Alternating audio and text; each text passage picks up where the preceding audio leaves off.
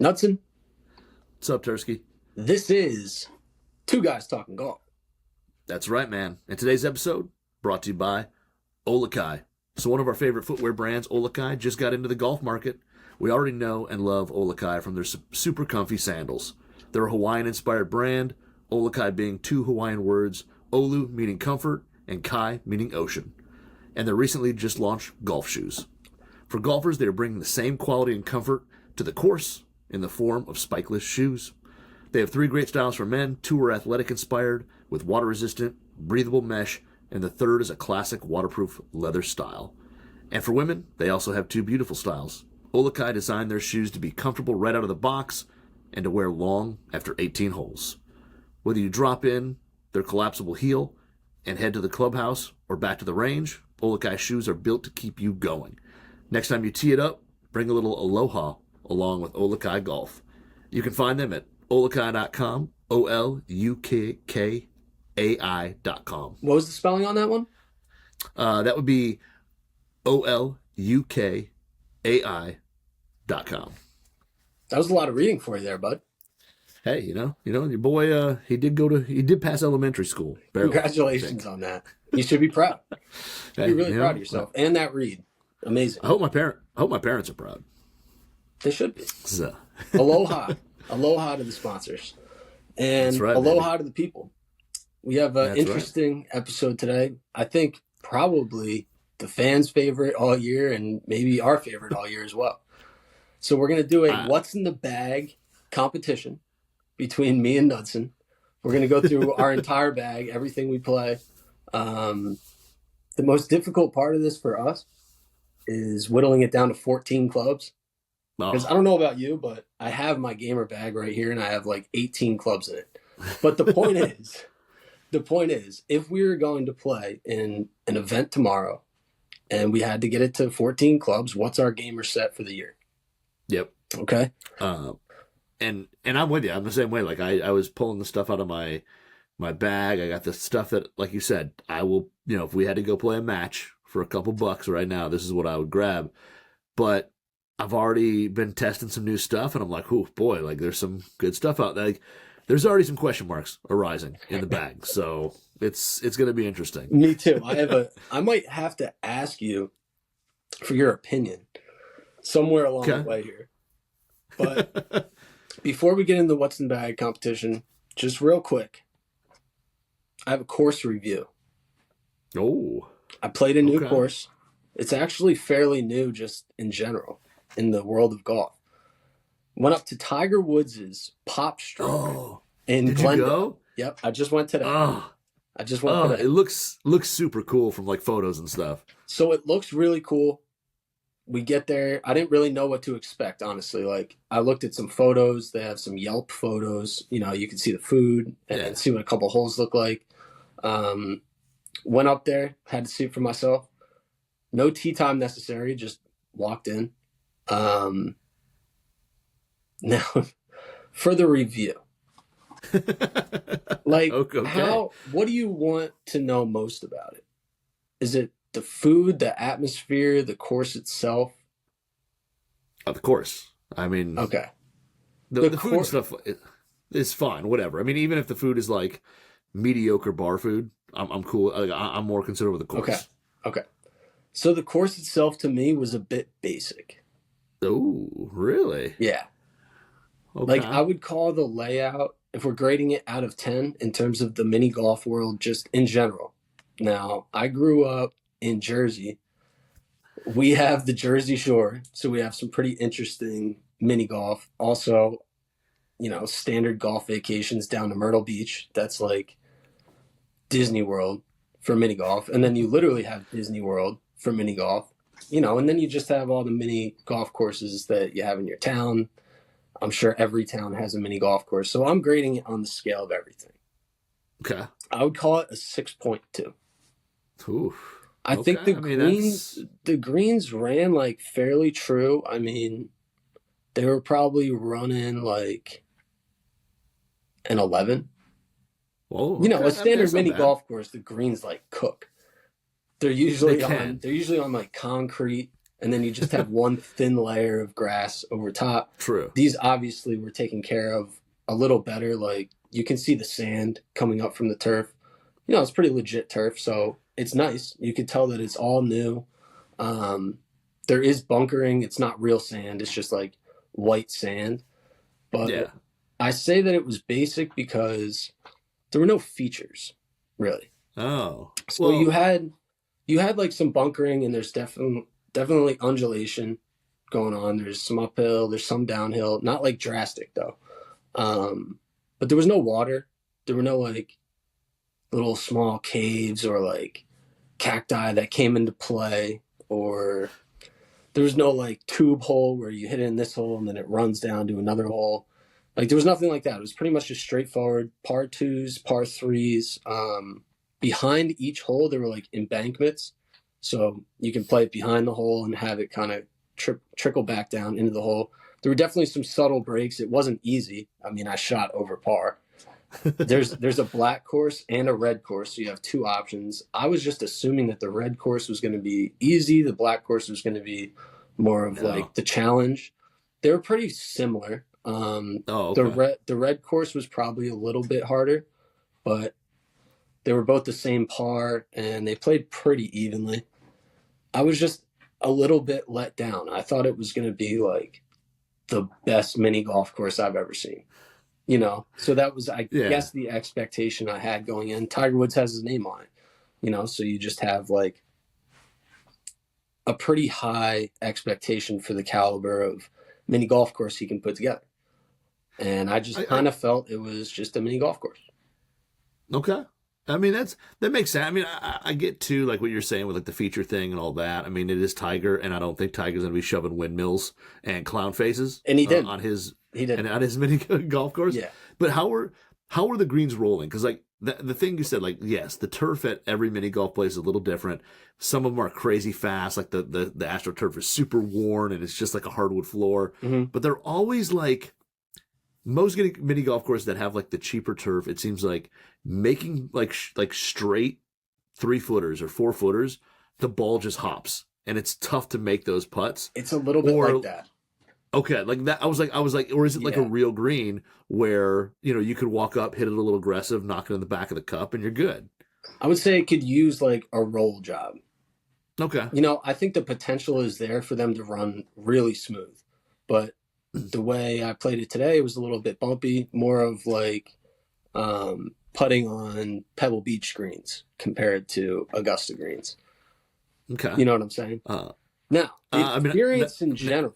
Never played either, so. Yeah, right. I mean. What I imagine each to putt like. The experience itself, definitely like above a normal mini golf course. I mean, you got a double-decker bar restaurant, really nice. The food, bar food. Okay. Maybe one notch above, you know, whatever you imagine your local bar food to have. I thought the fries were pretty good. You know, the wings probably could have been a little crispier. Chicken sandwich could have been a little meatier with the chicken. I'm nitpicking. Okay. Yeah. It's a really nice facility. They got the misters going. There's huge, like, big screen TVs. Definitely a cool spot to go watch a game. And it's right near, like, the Glendale Stadium. So you got the Cardinals right there. There's a bunch of restaurants and bars right in the area. They had a bar, like, out in the middle of the course.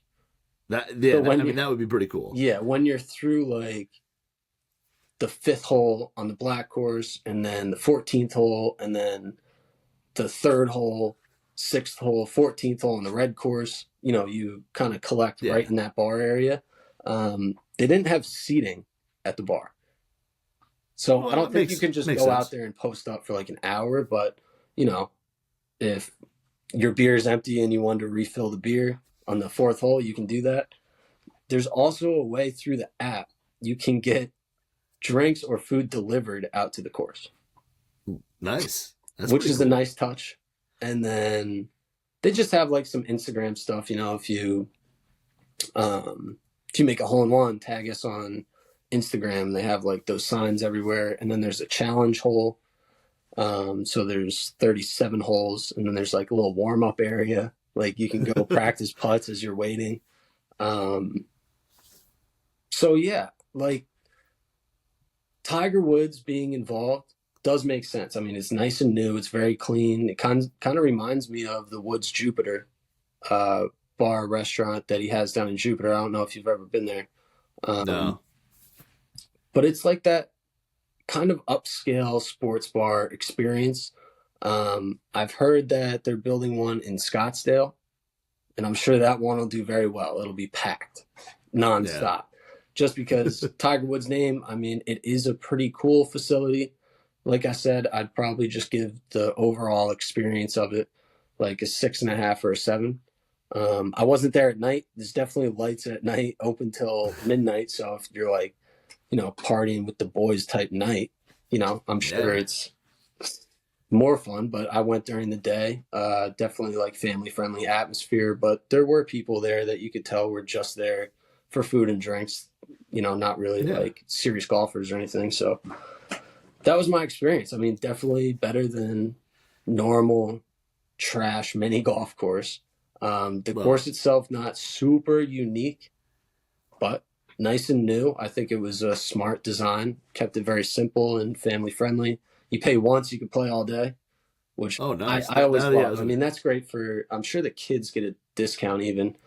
I took photos of everything, so I'll put that up in the forums. I did hole by hole on the black course. I didn't do the red course. It's kind of annoying just walking around with your camera while you're also trying to play. Yeah.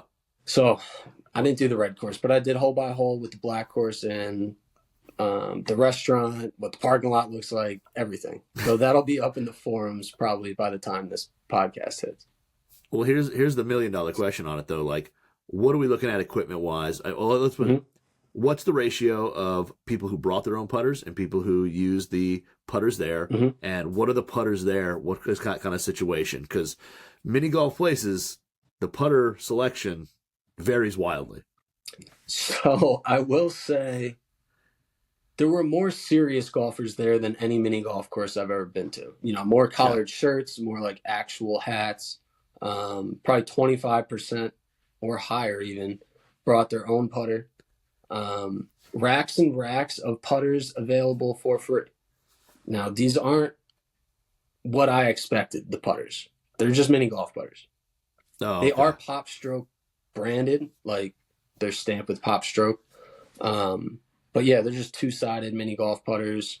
You got the really short blue and red rubber ones, and then all sorts of lengths of steel. I assume that they're made of steel. Okay. But you can rent TaylorMade GT Spiders for, I think it was like $10 or $12. Really? I mean, that's kind of cool. You can rent out, high-end putters, which I did see a couple people do.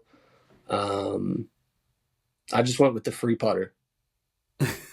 I wanted to experience as a regular customer. I did have my putter like with me. It feels a little bit corny. And 2, I wanted to see what equipment they had there. So I just wanted to use their free putter. I did get some in-hand photos of that as well. I just thought maybe they would have like one of their cheaper TaylorMade putter versions for all the putters, but I guess that wouldn't be a smart like financial move. But the golf balls were all TaylorMade Distance Plus with the PopStroke like logo on the side, and you get to keep the ball. Oh, that's not bad. That's kind of cool. So when you pay like your fee or whatever, you get the ball, you keep the ball, you just got to give the putter back. Yeah. And I bet too, like if they went and did even like an inexpensive, like say TaylorMade model or whatever, the theft percentage would be really through high. The roof. Really? I mean, let's be unfortunately, honest. That's the world. But I think it would be kind of cool if you like you said, you could rent the high end one, which I think is cool because say you want to go like demo, like a TaylorMade putter, and they've got like some of the Spider GTs or whatever, and you can just go try one for $10, play around with it all day basically, see if you like it, and then if you like it, go buy one. But it'd be kind of cool if they had like a really cheap like knockoff like Newport 2 style. Like, kind of like Tigers. They put like, a little, cherry dot type thing in it or whatever. Because I bet you could go over to like, overseas and get a bunch of cast heads that are kind of roughly done. They don't be Scotties, and make them all through. Like, I think that could be kind of cool. Just to, like, you're kind of using Tiger's putter in a way. It's kind of what I thought going in. I shouldn't have had that expectation because it wouldn't make any sense. Like, people would steal those. They'd be fired up to steal those. They would go there just to steal those.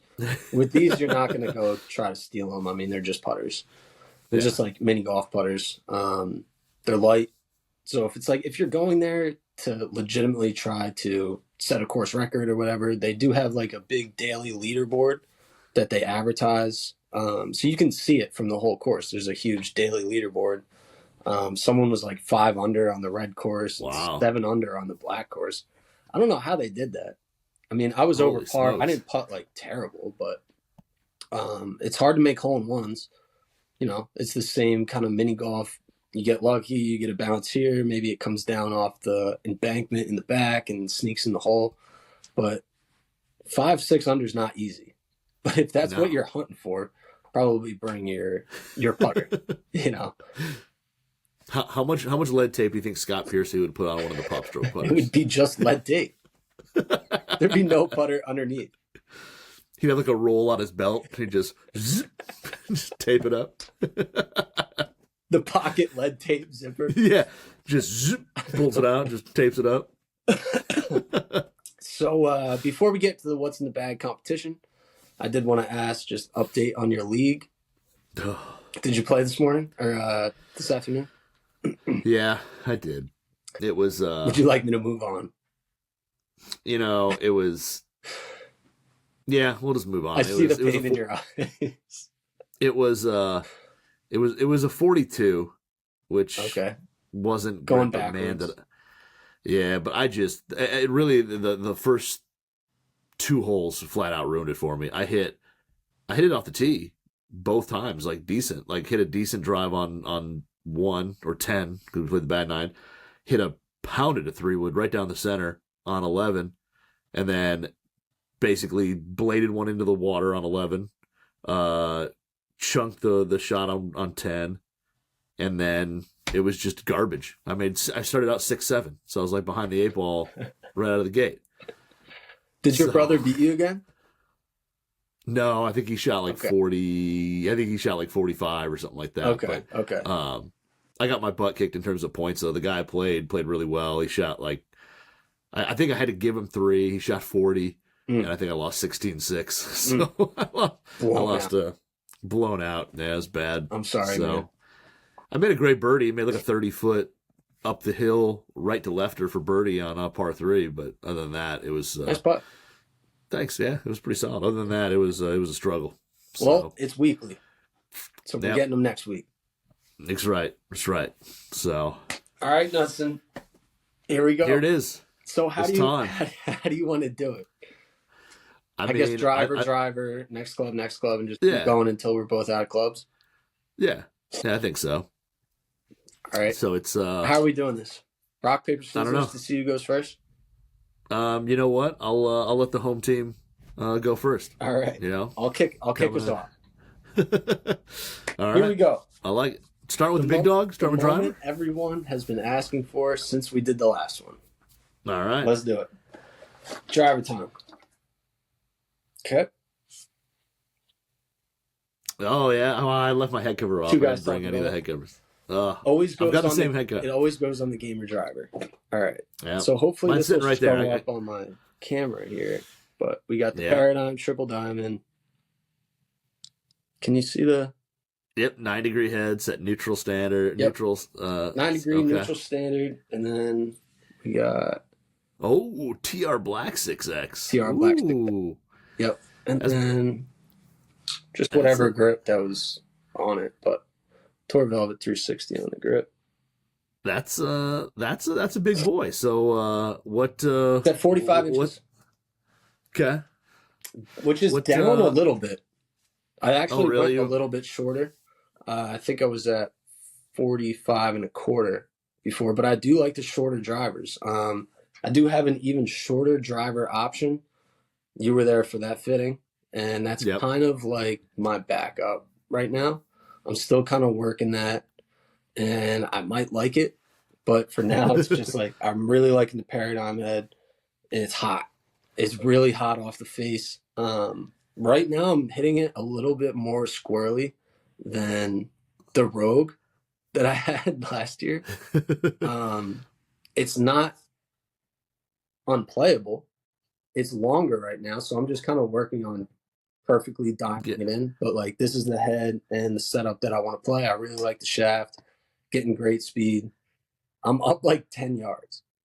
That's awesome. Yeah. I mean, it's crazy for a guy who kind of you do fittings. I mean, you go places and get fit, and for a guy who kind of tries everything to go from to gain 10 yards of any club. Or any club hard to find. Combination, whatever. Yeah, it's really hard to find. It's hard to find anything quantifiable. Yeah.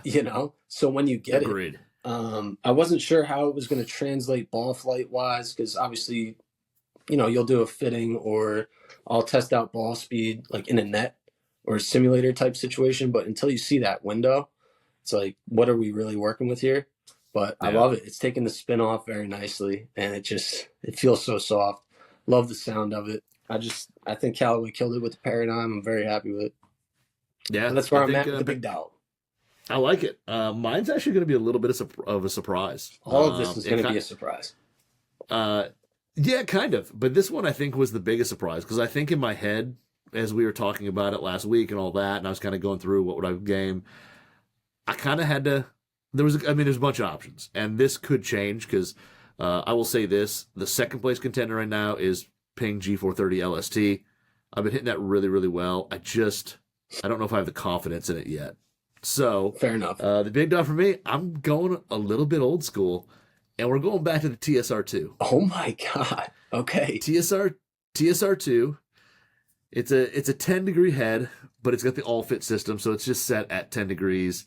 It's a little different look than the actual Titleist adapter, but it's set at 10 degrees standard. Everything just stock everything, and then shaft wise is Ventus TR as well, but your boy here goes a little higher launch. Yep. Goes for the TR red. A little more spin, a little more height. Yeah, a little more spin, a little more height. But this thing here, it's just one of those that I know I'm going to hit it reasonably well, even on a bad day. Like, the head is forgiving enough where I know I can get away with some poor swings. It's definitely long enough. It goes a long way. It looks great. Sound, feel. I mean, Titleist kind of nailed it. And we'll see. At the end of the year, I mean, I just don't have enough swings in with a lot of other stuff. And this guy here is it's really good anyway. Mm-hmm. I feel like stepping into this old comfortable shoe, I'm not giving up anything going to it. And it's just everything about it is really good. And, like I said, the shaft works with the head. And it's just, for my swing, TSR2 has just been a solid boy. And if we're playing for money, I got to go with what I'm most comfortable with. Here it is. So TSR2, 10-degree head, Ventus TR Red 6X. You got any hot melt in there? Not in this one. Are you keeping it clean? This one's clean. It's a hair on the light side, and I was debating, like, do I hot melt it or do I just get a heavier weight? And I think right now I'm just rocking it the way it is because I'm hitting it well. So I got to throw it on the swing weight scale. I don't really know what it is.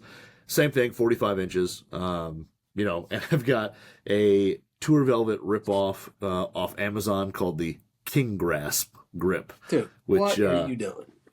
They're $38 for 13 of them, and the amount of clubs I go through, the amount of grips I go through, they're disposable. Can't beat the price. Can't beat the price. I don't know how long they'll last, but the traction on them is really good for at least a short term. How many wraps do you put on them? None. And these are a little thick. I want to say these are probably maybe +1 compared to like a Tour Velvet 360. Okay. They're a touch thicker. I do 2 wraps on all my clubs, so we can get that out of the way now. I'm 0. I'm just 1 double-sided. That's it. But those grips are a hair thicker than the 360s. You should do some grip size testing. Yeah. I think it's good for everyone. I just encourage it for everyone. I got like sausage hands, so all right. I'm good. I think I'm surprising myself here. So at this point in the bag is when I would normally go to the Aero Burner mini driver. Yep. However, we're having to make difficult decisions. And I need to be honest with myself. Oh, a little revelation, huh? Oh, okay. Now, I think it's going to be TSR2 Plus. So we got the TSR3. Oh, okay. Yeah. Just standard. 15 degrees, C1 setting. Okay, so C1, you're going to be... No lead tape. Clean from the lead tape. I do have it set... It's in the T1. So the toe one, it's slightly fade biased. I have it short. I have it set short, but I have the 1K black in there. Oh, yeah, Tensei 1K black. That's a low launch. Yeah, that's a pretty low spin boy right there. 70, is that just a 75X? And it's cut down. Okay. It's about an inch shorter. Yeah, it's like, yeah. Exactly. Okay. So it's short, it's set for a fade, and I hit this thing really far. It goes far and high. I don't really hook it. So the reason why I loved having the arrow burner, I can hit that low little peeler with it. Okay. So it's not the driver where I'm like attacking it as hard as I can. I can hit a nice little peeling cut, and that's kind of my like off speed. You know, if you compare it to the second serve in tennis, that's where I hit my little cut. And it's something like, you know, a nice 280, 285 with a nice cut, low below the wind. Unfortunately, I can hit the same shot with this fairway wood. So I have no need for the arrow burner right now. When I test them back and forth, which I've been doing nonstop, just a feel thing, not anything with speed. I can just get more height with this fairway wood if I want it, but I can also kind of hit that stinger. I like it. Yeah, so it hurts me to kick the mini driver out of the bag, but right now I haven't hit the burner. Knudson did not send me one, unfortunately. No, unfortunately, I brought it into the office today, and it was quickly snagged up. Dang. By the gentleman in the office. I'm gonna have to make an offer to someone. But yeah, for now, the fairway wood is just doing everything I want it to do. I can hit it low. I can hit it high. It's definitely easier to get off the deck than the arrow burner, at least. So, it's like I can only deny it for so long. So the mini driver's finally out of the bag. It's right here. Like I have it. It's in my gamer bag, but it's not in the 14 club set. Yep. I've done enough testing with this fairway wood to know that it's simply better. Like on my big shots too, when I'm just regular swing, kind of giving it a little extra. It goes farther than the mini driver. Even though I'm giving up so many degrees of loft, it just is what it is. Technology finally surpassed the mini driver. So yeah, rest in peace.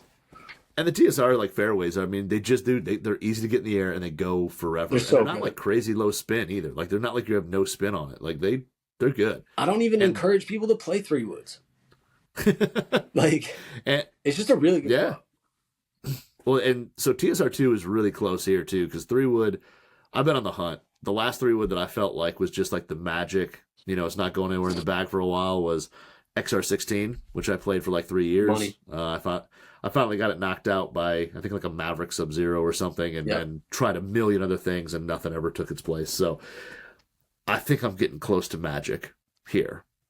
So the first time I ever hit this 3 wood, which was back in like January, I was at the Dome, and it was just like the Dome, and it was just ripping shot after shot after shot, and it was just like, wow, this right is at the hanging targets they have in the Dome. Yep, and it was just one of those like effortless, just pounding the ball, like it was amazing. Finally got onto the course today. First shot piped straight down the middle on hole 2, like just like it's nothing. And the boy is Callaway Paradigm Triple Diamond, new Paradigm 15 degree. Yeah, Paradigm Triple Diamond, which I'm shocked because I typically in 3 woods I like the bigger, more forgiving head. I like being able to, because I don't hit it super high, so hitting off the deck is usually tough and all that. So I usually go the more, like I would typically go the bigger, whatever fairway. This one, for whatever reason, just killed. So same thing, just set in, neutral, standard, nothing fancy, 15 degrees. And then in here is a Fujikura Speeder NX Blue. Okay. In 70X. How many different shafts did you try until you decided on that one? Well, so it took me a while. The shaft I actually kind of got was kind of a last year experiment. I went through a bunch. I went through Ventus Red, TR Red. I went through VA Composites Regine. I mean, I put a bunch of shafts in 3-woods. And this thing here, I had it in my Sim 2 Max, and I hit it pretty good. And that was a decent 3-wood for a little bit. And then last year, kind of bounced around, and I've got the TSR with the Ventus TR Red and some stuff. But this is just a great mid-launch shaft. That's more stout than I think people give it credit for. I think this gets written off as kind of like the cheap, the cheaper option in the Fuji Curl lineup, like underneath Ventus and all that. When you get it in the 70X or even the 60X, it's pretty stout. It plays pretty, pretty true to flex, and it's a great mid-high launch shaft, kind of mid-high, mid-spin, and it's smooth, it's good, it's a great fairway wood shaft, and you can even see that it's been in a few heads because the tip prep actually comes above the adapter on the Callaway sleeve because that doesn't drive you crazy. No, you barely notice it when you look down at it. And same thing here, that we're basically playing like 42.5 inches, so a little short. But I mean, this head here, as much as it's the more demanding, better player fairway wood, I can hit it off the deck. I can hit off the tee. It goes a long way. Sound and feel on it's really good. It's kind of done everything. And so far, even today, just walked out, hadn't hit it in a month, walked out, teed it up, boom, right down the middle of the fairway. I mean, it's just comfortable in the swing. So I like the fact that it's versatile. Face is shallow enough to hit it off the deck, deep enough to hit it off the tee, and it just, kind of does everything. And the blue carbon's pretty cool on the back. I don't mind the blue carbon at all. I do like the look of the Paradigm. Yeah, so Paradigm Triple Diamonds 3-wood, baby. It's that's the boy right now. I think that's kind of the trick for fairway woods, is to go down in length. You chop like an inch and a half, it makes it so much easier to hit, and I feel like I have more control off the ground, so it's just not as like sketchy of a club to me. Yeah. I just feel like I'm more in control, and the new TSR 3 is a forgiving head. Yeah. I miss on the toe on the heel. It's not as costly as it was with fairway woods, 12 years ago. Yep. Okay. So here's the point in my bag where, let me reorganize it. I start losing it. Yeah? Yeah. I'm comfortable with the wedges, and I'm comfortable with the top end, but like the gapping and making everything mesh together in the bag's not going great. But here are my options right now. Okay. Okay. So I have the T200. It's a 4-iron. I hit this thing. I hit this thing far though. So it's T200, and it has the DI 95. Oh, 85. Okay. Yeah, it's a little lighter than I thought you'd go in the 4. I thought you'd go 95, but that's still good, stable mid-launch shaft. I really use it as a driving iron off the tee, or if I just need to like rip something into a par 5. I can get like 240, 245 out of it, depending. So it's a nice like tweener, but I'm coming from like 275, 280 with the 3-wood. So it's definitely a big gap. Yeah. My other option, hold on, I need to count clubs real quick. 1 second. Well, it's also interesting too, because I mean, I feel like the gapping with that, you could probably solve it by, instead of going the T204, you could jump into the 3, and then the 3-iron head, which would go a little bit farther, would maybe shore up the gap a little bit better than the 4. But those T200 utility builds are pretty sweet. Those are pretty mean animals. I do like it. I wish I controlled it a little bit better. It's so fast off the face. And if I get it going a little bit left, it'll drift. If I get it going a little bit right, it'll drift. Just because I feel like I'm hitting it so far. I don't know. It goes really high and far. Okay. So I do have to pick. There's 3 options. Then I have PXG hybrid. No, right? What? You've never been a hybrid guy. I know. But I hit this thing really well. So it's a 3 hybrid, 19 degrees. It's got AV raw white. Yep. AV raw white. And there's something about this head that makes it fade biased. Oh, it's got the 3 movable weights. I mean, you can put the heavy weight out in the toe and, move some of that mass out there. I'm not sure that's what was done. I mean, I did get this fit by PXG. It's Gen 6. It's like their new hybrid. I did get it fit by them. You can't really tell the difference in weights, though. They're all just like the black weight. I don't recall them doing anything with the weights. I know we cut it down a little bit, and it is a nice stiff shaft in there, so I'm not like flipping at it. It's really good. Like I hit a cut with it. I hit like this little 2-3 yard cut with it, and it kind of just goes on a line. It's not spinning and ballooning up in the air. I can kind of flight control it pretty well, and it goes a little farther than this 4, so it's kind of right around that like 250-ish, kind of 250, 255, depending on how I hit it. I really like that club. Does it fit within like the bag? It probably fits a little better than the 4-iron. Yeah. I don't know. That's kind of the decision where I'm at. I haven't played a hybrid in forever. Yeah, so I'm a little weary about it. And then I just have that I'm kind of treating as a driving 4-iron as well. It's PXG, the P series 0311P, the Gen 6, but this one has the Project X 6.5. 6.5. Now, what I like about this club is that we bent it flat. So I'm also getting fade bias out of it. And then I've just noticed through the testing that I've recently done and in my history of playing golf that the Project X 6.5s are just a little more fade biased than the X100s that I used to play. Yeah. So I've switched into 6.5s. I like having the regular iron shaft in the 4-iron. I get a little more control. Like I control that one the best. That's the one I control best. But I hit it the shortest. So the T200 with the graphite shaft, that's in between, a little bit more controlled in the hybrid, or I have the longest hitting hybrid. So and I have to choose one of them because that's the only space I have in my bag. Yep. If we were going to play tomorrow, I would take the 4-iron.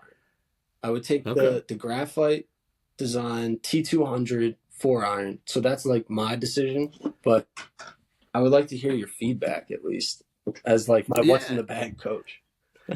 I mean, I'm kind of blown away and almost speechless the fact that you've got a hybrid in the bag, but it's pretty cool to see.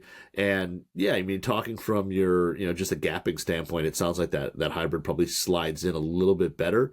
Now, do you probably have confidence in it yet? No. The only thing I think with that I would look at between say the T200 4-iron and the Gen 5 or the Gen 6P iron would be, which one could you land on a green and get it to hold? Like if you're ripping it into a par 5, is the T200 going to fly higher, land softer, and will be able to actually stop it on the green on a par 5? Or is one of them going to have a significant more amount of release to it? Like is that Gen 5P with the 6.5, which is, 125 gram shaft, you don't hit it as far. Does it come out flatter? Does it come out and, kind of hit and, definitely and a little release flatter. A little bit? Definitely a little flatter. The T200 flies high. I can hit that thing straight in the air if I want. And then it being a graphite shaft, I do feel like I lose a little bit of trajectory control. Like if I want to peel a little low cut or, hit something low as a stinger, like I obviously would rather have the steel shafted regular 4-iron, like the PXG. Yeah. But what am I using the club mostly for? Probably par 5s and shaping something off a tee on like a short par 4 where I got to be a little bit more precise. Most often that's what the club's for. Would I get more use out of a hybrid? I don't know. This is why I never play hybrids, because I can't figure out exactly when to use them. Am I going to use it as a super reliable option on par 4s? Probably not. Okay. Probably not. I would more use it as a par 5 thing or, kind of sketchy lies in the rough where I can advance it a little farther on a par 5 and then maybe when I'm comfortable on a par 4. But just as a non-hybrid user, I don't trust it enough yet. So that's kind of probably why I'm saying I'd go with the T200. It's just a hard choice. Like for everyone that's listening to this, at some point you get left with a hard choice in your bag. Yeah. And ultimately, what are you going to do? You're going to go with something that you're comfortable with more often than you're not going to, which is tough. That's why you got to do a bunch of testing. And when you're working a club into the bag, you got to make sure you keep it going at the range and then you use it on the course. Like it's a transition stage. You got to get used to it.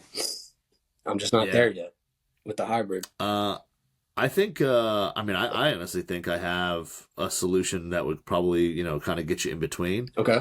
And I would say my idea would be to go T200 and go to the heavier 95 gram or even I think they made a 105 in that. And go the heavier option. You maybe it'll flight it down a little bit. It'll play a little bit stiffer. Okay. I remember when I was messing with those shafts. I got some 105Xs because I thought I was big and bad 10 years ago, and they were stout. Like they were to me the 105 played way different than the 85. You realize you didn't have it like that? You didn't have the speed. No, like I didn't have it. I ended up selling them. I was like, I can't play these things. They're way too much. But I think if you went like maybe 95 or 105, okay, and then you could flight that thing down, and it'll come out a little lower, but you won't lose all the trajectory. And then that extra weight may get you kind of feel closer to the 0311 Gen 6P. Mm-hmm.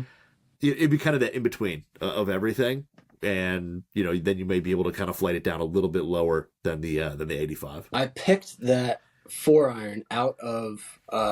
We did a fitting. I think you were there. It was a Titleist iron fitting. Got fit into the T100s, which I played last year. Ultimately, I have replaced.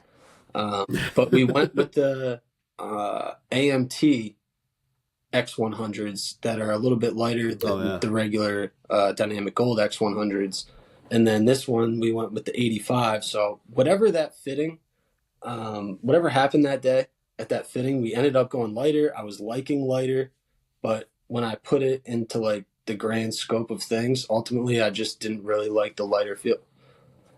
So that would make sense to kind of make a little shaft adjustment in this T200 because I love the head and I love the performance when I'm swinging well with it. It's just, it gets away from me a little bit more than I'd like. So, all right, little heavier. We'll go a little heavier. Yeah, go 95X, maybe give it like just a hair more tipping and rock and roll. I'm going to end up just putting a Project X 6.5 in it, but yeah.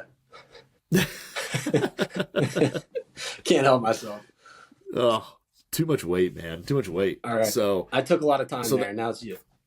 It's all right. So for kind of in between, I don't carry the ball like you do, so I don't have to worry as much about the hybrid issue. But I was a guy who was in love with the 7-wood last year and absolutely in love with it. It's taking a back seat at the moment. I think I'm going back to hybrid. The 7 out? I love the 7. Dang. I still love it. The problem I have with it is that I love the fact, easy to hit off the turf, hit it sky high, land soft. It was great. Mm-hmm. I just don't find myself on the courses that I play that I need 215 into a green to get it to drop and stop. Mm-hmm. I just don't come across that shot very often. I understand. And when I looked at how I'm using that 7-wood, I used it more off the tee on placement par 4s and stuff like that than I would hitting it into greens. So you want something that flies a little bit lower. Translation? I want something I want something that's going to fly a little bit lower and go a little bit farther. Because the old hybrid I had, instead of 215-ish, was more like 225. And if I really hit the crap out of it, you could maybe see like a touch more. So we're back to Hybridville. And I'm kind of going between two, but the one that's kind of riding out right now that I'm kind of surprised. I didn't, when I first pulled this out, I didn't necessarily love it. And then I started hitting it, and I'm really hitting it well. Yeah. And I've kind of fallen more in love, more in love with it.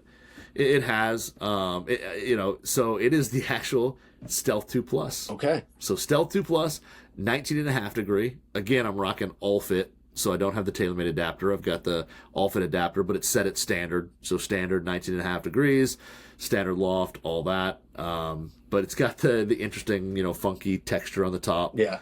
It's kind of compact, which I was a little worried it wasn't going to be as forgiving enough. But so far, I've been hitting it between the range and playing with it out on the course a little bit that I've got it out on the course so far. I've hit it pretty good. I can elevate it. It's a little flatter. I mean, it's definitely flatter than the 7-wood. It's a little flatter launching off the turf than I would truly love. But again, I'm not going to hit this into too many greens. And then in here, I've got a Fujikura Ventus HB Blue 8X. So I like that.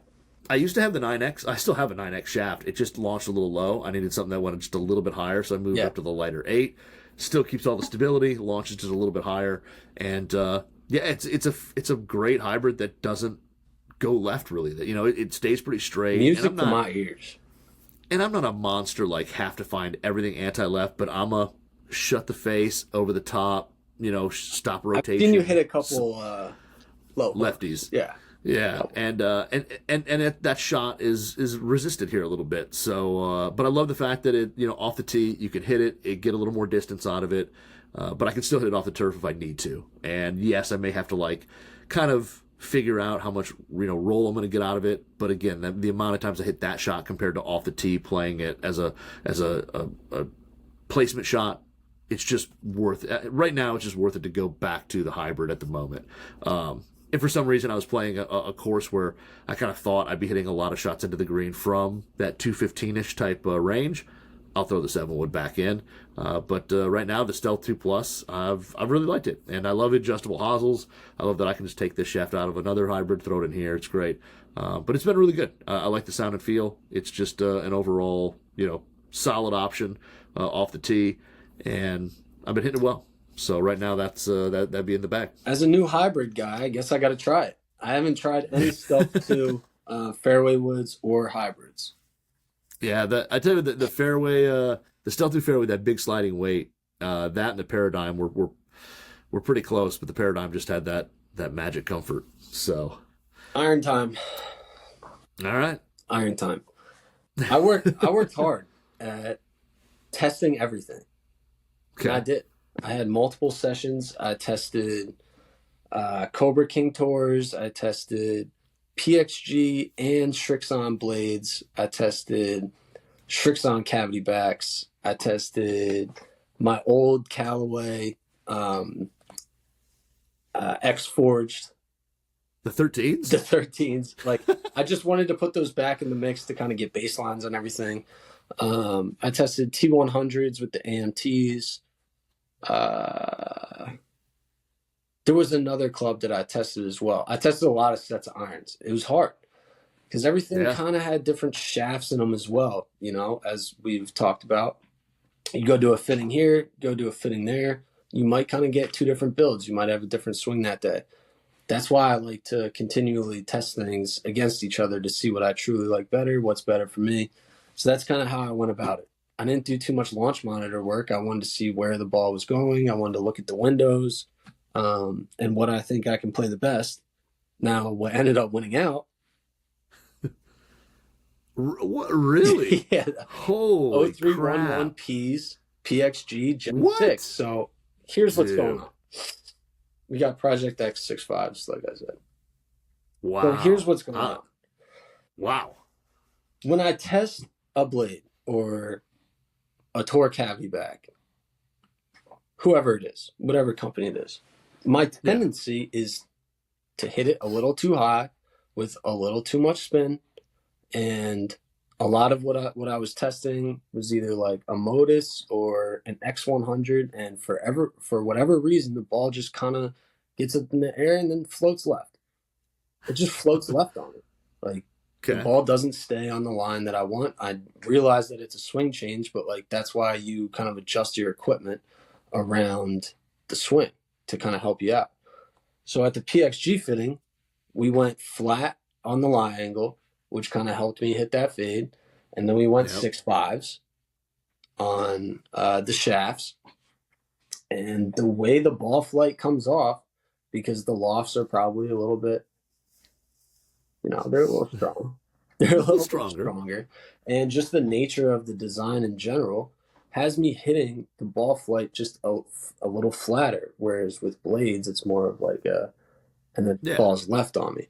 So with this, I can just kind of hit like a 75% little knockdown shot and it'll cut. And it's like I still get the distance because it's cutting through the wind, it's piercing. I can still stop the ball enough because I'm hitting like these nice little cut shots and I'm hitting it high enough. So I ultimately get the same distance that I would hit the T100 or Z Forge blade, whatever, that category of club where I normally would be attracted to. Now I can kind of just hit more slappy, like controlled shots within myself where I'm not working as hard to get the ball where I need it to be. And my issue is always keeping the ball out of the wind. With this, I can actually flight it a lot flatter. Wow. So that's where I'm at. And like, I'm not as good as I once was, man. Straight up. I don't hit the center of the face as much as I used to. And this allows me to carry that hazard that maybe I wouldn't have otherwise. And I kind of have that confidence now where I can just kind of go at something and it's not going to hook. So I can get like each club, I have my average and then I have my top speed. Oh, yeah. So I have like 15 more yards extra with these clubs if I need it on a par 5. You know what I mean? These clubs go forever. They're really long, but they're also forgiving. So with me getting the right trajectory and window, I'm comfortable with the choice for now. Wow. And the soles aren't as thick. That was another issue that I kind of had with PXG in the past. You can see they're just like nice and thin. I don't know if you can see on this, but like there's a 5. That was going to be my question. Is kind of like, the overall size, because I know PXG with the Gen 6s got rid of the T model, which I feel like if the T was there, you probably would have went that route. But what do you feel like in terms of like offset and overall blade size? I was trying to show the offset. Yeah, it's hard. It's really hard to do on a camera. Like I know it's like impossible. There's just not much. But it's nothing offensive to me. But I'm also not someone who needs zero offset. Yeah.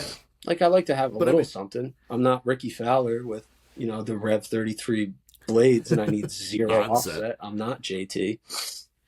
I'm a little bit more old school, like the X Forged, the clubs that had some offset. I played for years, like literally 15 years, because I played the 07s and then the 13s for another 7 years. They had some offset in there. Yep. It's not like it was just zero offset and I'm like a snob when it comes to offset. Like I don't want it to be huge because I do tend to miss left and I hit a hook. So I do want something that I feel like I can fade, but I feel comfortable with these. Yes, they're a little bit bigger. No, I mean, I like it. And I guess that's the other thing too, is I haven't held the 6s, the Gen 6s in my hand yet. Yeah.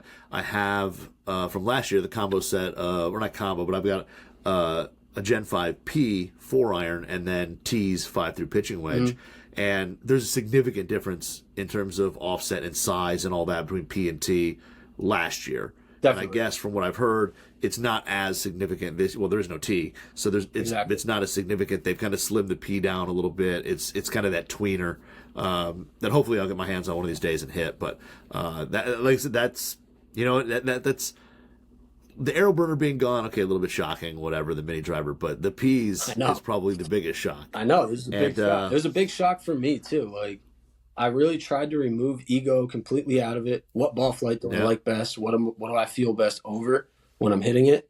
And this is where I'm at right now. So it won out in the testing session. I've played 2 rounds with just these irons in the bag. Obviously the 4-iron, I have the T200, but so we're still trying to figure that out. But I felt really comfortable. I feel like my wind game, which in Arizona you kind of need. We're out in the desert. If it's blowing 30, you got to keep the ball low. And it's kind of just allowing me to do that a little bit better and staying within myself. So we'll see. That's pretty, man. That's the shocker of the day. My younger self, that's the shocker right now. But your college you is just spitting on you right now in disgust. He feels so disrespected. Oh, he's just walking off right now. I'm sorry, old man. I gotta survive somehow on these golf courses, man. I like it though, man. I think it's pretty cool. I love it. All right, so I'm gonna go irons. I'm gonna kind of do two because I've got my 4-iron is a little different. Is different than my set. Okay. So mixed bag. Yeah. So 4-iron for me. This is again one of those clubs that when I pulled it out of the box, didn't really like it. Hit it. Said, "Damn it, it's in the bag." So I've always struggled with stuff, though. That's why you gotta do it. I've always struggled with the top end of the bag hitting. I mean, I don't hit a high ball anyway, and the 4-iron has always been a little bit of struggle for me. I don't hit it off the turf a lot because I don't play courses that require it. They're not that long. It's a lot more tee, but into certain par fives and things like that, I hit it, and I don't hit it very high. So I've been kind of going to these utility irons for a little more mass, a little more ball speed, and try to just keep a little more distance at the top end of the bag. You got like a two-way chipper here? What is this? No, but I do have the Ping crossover. I like the 4-iron. Those things go so high, dude. It's so I've messed around with. I really like Two Edges tie utility. I thought that was a great one. Really fast ball speed. Got up. The new Cobra King Tech is really good. I hit that. Great feel on it as well. This, why it has more offset than I like to look at. Yeah. It doesn't sound or feel particularly great. No, it doesn't. It's pretty firm and it's pretty clanky. It just goes in the air and it goes forever. High and far. And it does. Bomb. And it's a 22 degree head. I've actually got it set one up. So it's 23. So I've got it set 23 degrees. Yeah, you hit that thing high, don't you? Dude, I can hit it off the turf. I can hit it off the tee. I can hit it anywhere. And where, unlike you, I don't need to flight it down. It's easy just to get up in the air. And it's got more offset than I love, but it doesn't have a crazy thick sole, so you can still hit it out of the rough. If you got a gnarly lie, you can still get it down on the ball. And then I've just honestly got the stock Ping Tour 2.0 Chrome in They're legit shafts. It's just they design their own. Totally legit. Yeah, totally legit. So the Tour 85 gram. And yeah, so far, I mean, it's just been, I've even gone so far as I've pulled the screw out and I shot about a gram of hot melt behind the face, trying to make it sound and feel better. Here's the hot melt. It helped a little, but not a lot. It's still a little clanky, but it's just one of those that when I pulled it out of the box, when Ping sent these things in when they first came out as media samples, they sent a 2 and a 4. I set it down. I was like, nope, no way. But I was like, I'm gonna go hit the 4 for a podcast, and I started hitting it, and I was just like, oh my gosh, like I can hit this higher than any other 4-iron I've ever hit, and it just goes. Like, it's crazy how easy this thing is to hit. So Ping Eye crossover is my 4-iron, and it just helps me hit it high. If I do need to hit into a green, I can land it soft, and it keeps some speed at the top end of the bag, where a 4-iron for me was like perfect strikes. I could hit it 200 yards, like, and that was like maxed out. This I can get over, like off the tee, it's probably like a 210-ish club. But off the turf, I can easily hit it 210 or 200. I don't have to worry about it. And it's not one of those like 200 where, oh God, I'm going to run it out 30 yards to get to 200. I can hit it. It's probably going to go 190 to 195 and then release a little bit to hit 200. Like, it's been a great piece in the bag. That thing's a weapon. I mean, it's just, and off the tee, I mean, like I said, it's 210 easy. If you really stripe it and you maybe catch a tiny little breeze, I mean, it goes a long ways. So, I mean, I don't love the look. I still don't. I don't love the sound and feel. It's clanky, but the sound is a bit offensive on those things. It is. But my takeaway was the same. Like when I tried it, I don't love the look. I didn't obviously love the sound, but it goes straight up in the air and it doesn't stop. No, it goes so far. And it's pretty forgiving. I mean, you can hit it kind of all over the face, and it still goes pretty darn good. So anything Ping, I think, is forgiving. Even like the Blueprint blades are probably forgiving. Everything Ping does is just forgiving. It's good for everyday golfers. That's true. And then iron-wise, I kind of, interestingly enough, kind of going the opposite route of you. But again, same thing. Like for me, I'm looking for a little more ball speed. Are you playing blades? No, they're not blades, but they're a little smaller than what you're playing. Okay. But they still got a quick face. They still have some ball speed. They're easy to hit. And nobody else is going to have it when you go to the course, which is kind of cool. But the gamers right now, Vega Mizar Tours. No way. So these are your actual gamers, like for real? Or did I just walk into an ad? Nope, 5 through pitching wedge. And these bad boys, I mean, they feel amazing.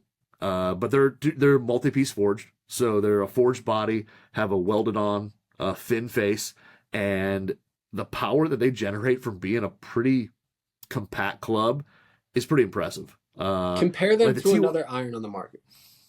Whew. I would say if you took a P770 and basically married it with the MC and it kind of had a base, like it's okay. Like think I see what's going on. Think the TaylorMade MC, a little bit bigger version of that with P770 distance. I mean, it's kind of that route. Okay. I see what you're working with now. But yeah, I mean, Japanese forged, all that. But yeah, I mean, they're pretty compact. The top line's pretty thin. The soles are narrow. They're not. I mean, it's a player's look when you set it down. It's kind of like when you set down a T100, but you know it's got a bunch of tungsten and all that to help you. Yeah. This is the same thing. It's just a little bit bigger. When did these get into the mix? Like, when did you start testing these? What did you kick out of the bag to put these in?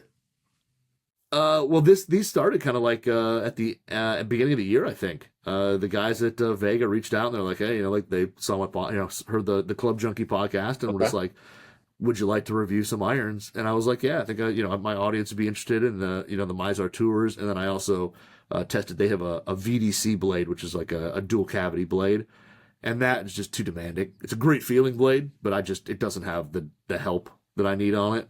But this one having the separate face, it's got some internal weighting inside down here, so that they shift it around depending on the iron to get the CG right, and they go a long way. They're not crazy strong lofted. I think they play out of a 45 pitching wedge, and they just have a hot face, and they go and they feel really, really good. Are you playing this iron just because no one else has it? No, I'm playing it because you legitimately like it. Yeah, okay. It's a cheater. I just wanted to make sure. And that's what, like last year, when I played a lot of the PXG Gen 5T. Yeah. When you set it down, it's super compact, super small looking. But when you mishit it, that thin face, all the tungsten weighting, all that, lets you get away with shots that I shouldn't get away with in a package. I've kind of been liking that too. Like getting away with stuff. It helps. When you're playing around a golf, your goal is to avoid big penalty strokes, hugely bad shots that are going to leave you in double bogey territory, and stuff like this just helps. Yeah, and it's just a cheater club. It's a guy like me who's a bad 9.5 who can go out, have a club.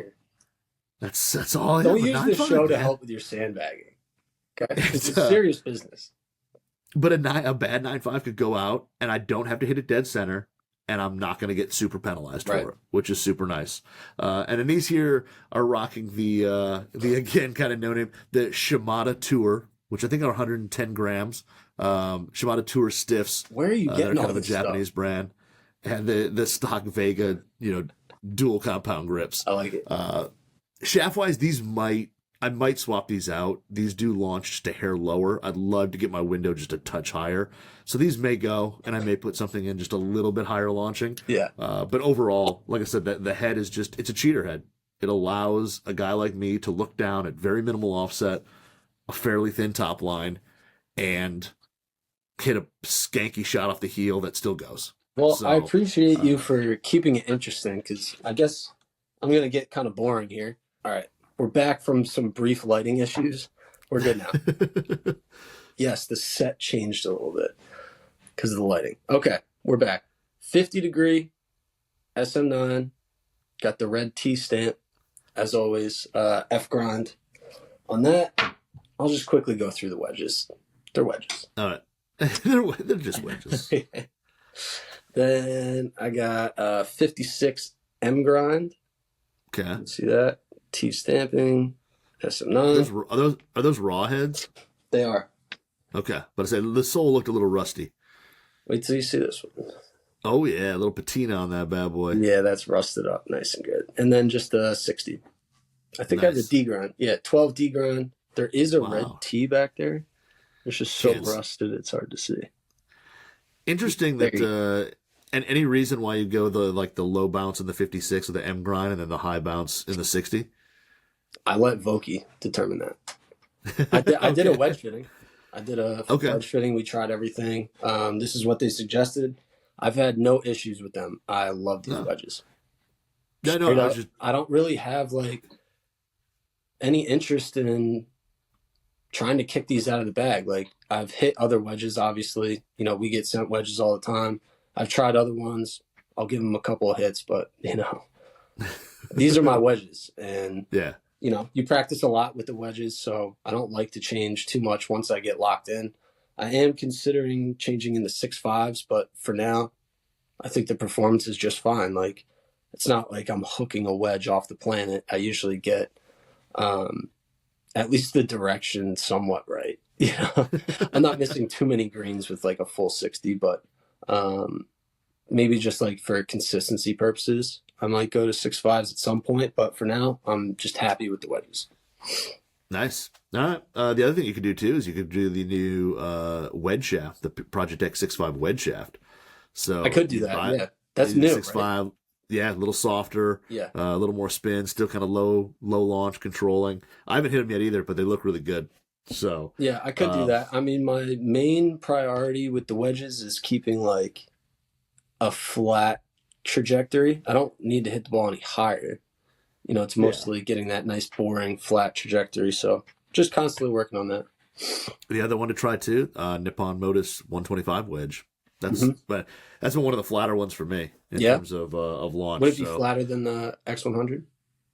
I think so. Okay. But I'm willing to try out some shafts with the wedges. The heads are not changing though. For me, it might be years. It might be one of those type things. Like for real.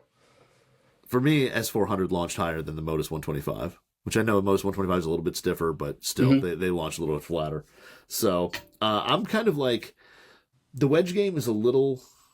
I'm still kind of figure it out. So for me, unfortunately, or not unfortunately, I mean, I guess it's not anything too exciting. I'm going kind of back to last year for at least 2 out of the 3. I'm the same with you. Okay. I'm kind of a 50, 56, 60 guy. Yep. So even though this wedge here is going to say 52 on it, it is bent. This is the Mill Grind 3, 52 high bounce, with the Scott Piercy homage lead tape to it, and on the toe a little. I love it so much. TG2 use only stamping, but this boy here is just a good overall wedge. You know, it's got the raw face on it. It's just the standard chrome. It's got the raw face on it, and I hit it well. It's really good. And then shaft wise, it's going to be a little different, but it's just really good on full shots. And I do start using it around the green a little bit more, chipping and stuff like that. And then in it is the BGT Zone ZNE, the Breakthrough Golf Technology Zone 115. So I've been playing kind of lighter iron shafts lately, so the 115 matches up a little bit better in the gap wedge. Nothing is ever stock about your setup, Knudson. I got to give you that. Like, you really do test everything. And these things here are stupid consistent. Like, you could throw a hula hoop out there and hit balls into them, but they do launch high. Like, compared to other shafts, they do launch a little bit higher. Okay. So if you're not what I'm looking for. Exactly. Like, if you're looking for something to launch lower, they don't quite do that. And they've got an interesting look where they taper down, but like I said, they're really, really consistent. They taper down. But yeah, this bad boy, it's a good full shot machine. It's you know, the sole on it is not really made to open up the face, but I'm not opening the face up on a 50 unless I've got like a really long bunker shot. So you know, playing it square and just kind of hitting some chip and pit shots with it, it tends to work really well. Feel on it's pretty good. It's pretty soft, and they spin really well. So that's my 50. And the 56 is going to be, again, Mill Grind 3, and this is just the standard bounce sole, 12 degree 5612, which for me is enough bounce. I like kind of that it's narrow, you know, it's not crazy wide. It's narrow enough for full shots that you're going to get turf interaction, but it's wide enough when you open it in the bunker. You still have a decent amount of float, even in some fluffy sand. On the back of this one is got the all the Bandon Dunes courses that we played. That's cool. When we went. That's so cool. Bandon, Pack, all that. And then this one here has the ZNE 130. So a little bit heavier shaft in the 56. Again, same thing. Partial shots. This thing is super uber consistent, but they do launch higher on full shots. So again, a wedge that it's just kind of a workhorse. Like, there's nothing about it that like screams like anything crazy. It just really works well. And I'm just proud of you that you have 2 wedges that are the same brand. Yeah. And the Yeah. same model. Like, I'm proud of you. So those two there, I really like both. And then the lob wedge is kind of a little bit of a mix right now. Here we go. I Here it just is. had I've got one that I'm going to show you that I hit really well that I really like, and then I Okay. just hit another one that I've been impressed with. So it's going to be interesting. But this is kind of something a little bit different. Again, something when I first saw it, I didn't necessarily think that I would play it much, but I do kind of like it. And this would be the Adele SMS. Oh, yeah. You were saying that last week or 2 weeks ago. You really like that? But the new P grind. Yeah, so it's Okay. a wider sole, a good amount of float. Now, like this, for a lot of players who, if you play your 60 where you love to like open it wide open and hit these crazy high flop shots, Mm-hmm. the sole on this doesn't have enough trailing edge relief. The leading edge is going to come off the ground. And if you play super tight lies and stuff like that, you're not going to love it. But I open the face a little bit. Like the only time I'm really opening the face is either out of the rough because I'm short-sighted, got to carry a bunker, something like that, or out of a trap. Both of those things, this sole works really well. But for just kind of square face shots, it glides through the turf really well, and it's stupid soft. Does it have like a really high bounce? It's not crazy high when you, like, I'm trying to get here without bumping into anything. It's not crazy high, but it's just wide. So as you open it, the effective bounce just becomes more and more. Mm-hmm. And again, out of the trap, it's phenomenal. It's got the full phase groove, so if you catch it, a little higher on the toe, it still spins. And the feel, it's stupid soft. So and then it's got the movable weights that you move them around to find the one that feels the best. Did you move them around? Yeah, mine runs in the heel. Okay. And I found that with the irons too. When I was testing out the irons, as soon as I moved that way to the heel, the irons, it was just like I started hitting them flush. It was kind of weird that it worked, but it did. Okay. But it's just a really, good wedge, and you can hit a decent amount of shots with it. It may not be the most versatile, but it's pretty forgiving. And out of the softer Michigan conditions, a little bit extra sole doesn't kill you. Where it may be hard to do, and you would probably go more like a C grind from them or something like that. Mm-hmm. This being a little bigger up here is really nice. That's cool to hear that Wedge is like a legitimate contender, because I thought the design was so smart with the interchangeable weights. Yeah. No, it's pretty cool. So, like I said, I like it in the 60, and I've gotten to be a bigger fan of the full face grooves on the 60. Just having a little more real estate. They don't have me yet. Face. I'm not there yet, but they kind of work. I respect. Yeah, they kind of work. So. Okay, what was the other wedge option? Oh, I hit that new J grind in the Jaws full face. Okay. Or full toe. I think it's called the full toe.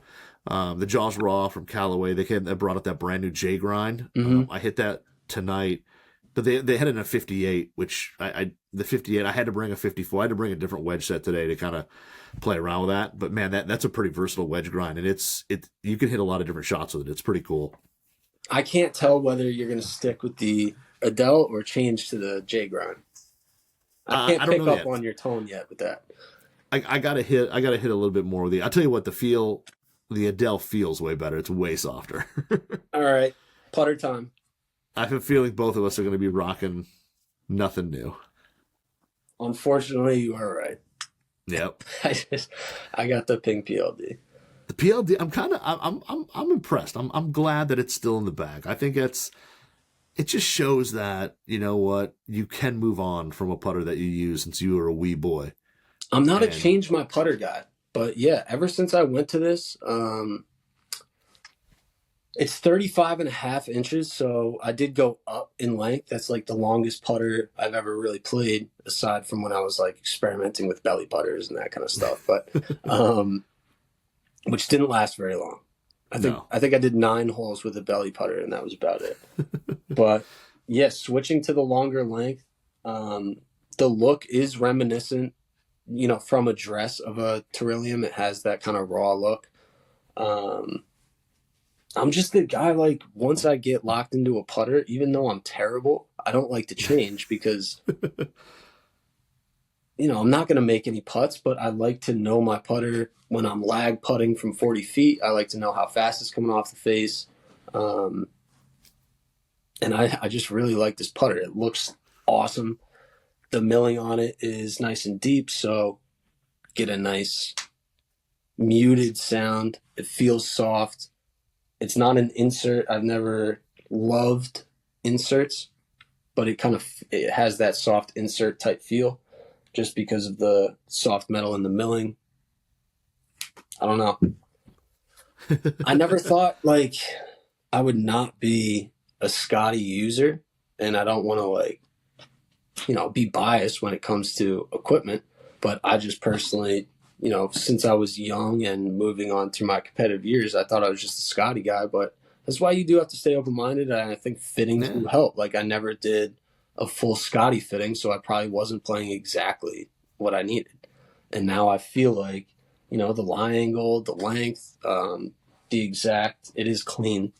Like it doesn't have alignment lines. I never thought I was going to be a putter that didn't have alignment lines on the top, but I do. I just putt better when I'm kind of being more reactionary and engaging the athlete and myself a little more. So I've been putting better than I have ever.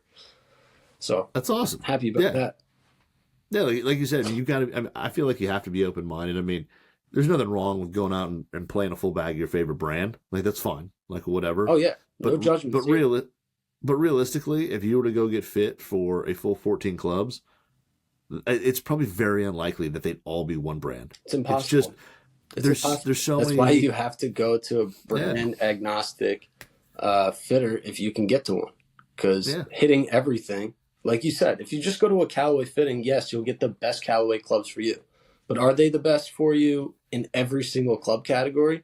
Unlikely. Yeah. I mean, it could happen. I'm not saying it's not. And that's for any brand. I'm not just like throwing Callaway under the bus. That's every single brand. Something is going to be stronger for you from another brand. That's why you kind of have to hit everything. Yeah. And honestly, I mean, I even like it just from like a certain look standpoint. You're just like, there's certain things, certain clubs from certain brands, you just kind of like the look. And, and that's it. And we are who we are. Like, we're not going to just play one brand through the bag. No, I'm playing. Not who we are. I'm literally going to try to hit every single club that I can get my hands on. And just through that, there's stuff that, there's stuff that I'm going to like and not like, or not even not like. There's going to be stuff that works and stuff that doesn't. And the stuff that works, we'll refine it and get it to work and get it better, and then it'll be gamer. And the stuff that doesn't, hey, great. It was nothing wrong with it. Just doesn't fit my game necessarily. So, feel you. Preach a good word. All right, let's get to this putter that we already know what it is. I'm with it. Yeah, I'm back. The BB, the Bettinardi, the BB 8 wide. Yep. It's still my boy. It's still that thing where when I set it down and have some putts with it, it just feels good in the hands. I did make one change to it at the end of last year. But this thing, same thing. I kind of went naked, took all the paint fill other than the white sight line, or kind of a chalk colored sight line in the back. But wide. It's wide, right? It's slightly wide. Yeah. Okay. It's got a wider flange on it, so the sight line's a little bit longer than a traditional, say, like Newport 2 that it kind of looks like. And then the Fujikura MC 115 in firm is still in there. Okay. A little fancy with the shaft. Yeah, I do. I like the feel of it. It's just it's not the stiffest option they have, but it is stiffer than a standard steel, and it just softens the putter up a touch. It takes away just a little bit of vibration, gives a little softer feel, and between the deeper mill in the 2022 version and the shaft, it's a good crisp feel without being too firm, and I think it's just responsive. The one change I did make is I did shy away from my lambkin deep edge cord grip that I always use, and at the end of last year I tossed on a SuperStroke Pistol GT 1.0. Fair. And I was getting a little, like the right hand was jumping into the putts, man. I'd have kind of a short putt and I'd try to take like a short controlled stroke, and that right hand would just kind of try to add a little oomph to the putt to make sure I got it there. And the slightly bigger grip, which the 1.0 is not huge, but it's a little bit bigger, and it's just kind of relaxed that right hand a little bit. And I've just been a little more consistent with getting the putts online, especially shorter, like shorter putts, shorter straight putts. That was where I would really struggle, and just added a little consistency and kind of quieted that right hand a little bit. So that was the only really big change to this putter. Other than that, I haven't used it this year yet, though, just because I want to get those kind of rough putting days out of the way. And they're all rough putting days. True, but I'd rather lose some confidence in another putter and keep the gamer confidence still high. So it might go in the bag next week. We'll probably roll it out next week because I didn't putt too bad this week. But yeah, this thing is if I was playing for money, this is still going in the bag. I putted well today with the Lab Mez Max, and I didn't putt well, but I liked the feel of that Odyssey 5K, that Tri-Hot 5K number 7. I putted decent with that too. So those things are still out there on the table, but the BBAW is still riding high as a starter. I have 2 final questions. We're finally both through our bags. I'm not going to do golf ball because I don't stay consistent with it right now. Yeah, I mean, I'm in the testing phase for golf balls. But I have 2 final questions. Given how popular the Scotty Cameron cord putting grip has become, and if you were to try it and you liked it, what is the penalty for putting a Scotty Cameron putter grip onto a Bettinardi head? Ooh, is that allowed? Like, what are the rules there? I think it depends on who you ask. If they're a hardcore Bettinardi guy, they probably would not be too thrilled with that. If they're a hardcore Cameron guy, they'd probably be okay with it, or almost kind of expect it. And then I think there's those guys in the middle that would play the game of I'm highly educated and remember when Bettinardi milled putters for Scotty Cameron, and it would be that. So Terillium, low key. Exactly, Terillium. Some of the others. There's the rumor of what was it? There was like a Terillium with a honeycomb face or something like that. That was like rumored to be that people have seen photos of, but somebody stole it out of the machine. That's the unicorn, or whatever it was. That's the unicorn of the golf industry, I think. Exactly. So I think it's okay. Like, I'm fine with it. I love the Lamkin Deep Edge cord so much that you couldn't find them, especially coming out of COVID. You couldn't find them, and I found online a bunch of like neon yellow Bettinardi versions that somebody had for sale for like $10 a piece, and I bought like 6 of them. So I have no problem sticking them on whatever putter. Like, I'm cool with it, but I think some hardcore Bettinardi folk may not love a Cameron grip. People are going to be hitting you up in the DMs if they're trying to find that Lamkin grip. So you can get them now. I actually had a listener on the Club Junkie podcast actually send me a grip. He's like, I have a corded and non-corded version. He's like, I'm just not going to use them. I moved on to other grips. He's like, I'd love to know they're going to a good home, and he sent them to me. You got great listeners over there. None of our 2 guys talking golf listeners sent me anything. No, he sent me a corded and non-corded version, man. It was really cool. So it was awesome. So he sent those, and they went in the drawer, and they'll be going on a putter shortly. All right, I have one final question. All right. Who do you think won? I mean, I think you're going to win. And the only reason I said it is just because it seems like most of our audience is, the higher club head speed, the guys who have the similar problems our audience that you have. Is the crowd that says they're higher speed, yes. True. But I think more of our listeners probably have, look at their game and probably have similar situations to you in terms of, hybrids going left and, being able to flight the ball down, and, the distances that you hit it are probably more relatable to them. So they're going to look at my bag and just say, well, like, I wouldn't play those certain clubs because I don't need those things, or I don't want those things. So I think you're going to edge it out again. I don't think it will be as big of a landslide as it was last time. It was bad last time, but it was mercy rule bad. It was bad. But this time you brought like the heat. I mean, you got the Vega irons in there. I can't compete with that. I mean, the Dell lob wedge, the Vega irons, the shafts all over the place. Like, I think you have a good chance this year. I don't know, man. I mean, like, you have some very tour validated product, and I think that's going to carry over pretty good. So do you. I think it's going to be closer this year. I think it's going to definitely be closer this year as it was last year. But I think Tursky pulls out the win by a slim margin this time. Well, we'll see. I'm confident in you this year. We're going to put it to the people. I don't know how exactly we're going to do the voting. We'll probably put together like a front page story and then have people vote. Or is it going to be social media? Yeah, we can do it. We can probably do it IG. We could probably maybe take some photos of our bags and kind of list out what we have and figure it out. So, yeah, we'll figure out something. Look on, if you're not following us on Instagram, please do, at TG2WRX. If you're watching this on YouTube, definitely check it out, Golf WRX Radio. I actually went through and sorted everything out. So if you're a TG2 fan, you can go in. There's now a TG2 playlist. You can just watch TG2 stuff. Thank you. Thank you for doing that. So that's pretty cool. And wherever you're listening, subscribe. But yeah, we'll figure out a way to do it. Either Instagram, golfdbrx.com, front page, something. We'll figure out something. So check those out, and we'll definitely get something up. Well, I had a great time doing this episode. We're going to leave it to the people from this point on. Thank you for all your help and your guidance through my What's in the Bag. I enjoyed seeing yours as well. All the listeners, do some of this stuff for yourself. Like if you have gapping issues, try something that could fit a little bit better. If you're not feeling right with the club, try a different shaft. Like this is what we do, and it's fun, but it's actually helpful.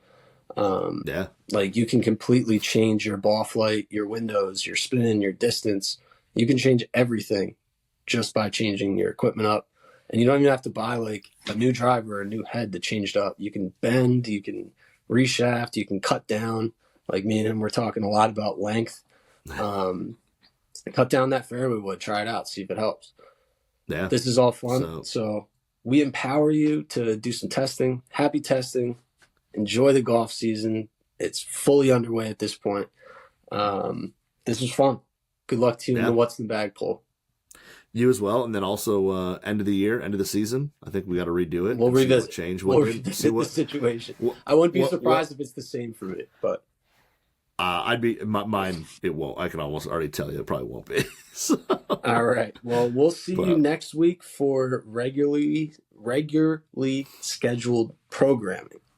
We'll be back to like tour news. It won't be all about our golf clubs. We won't bore you to death with that. But for some of you, I hope you enjoyed it.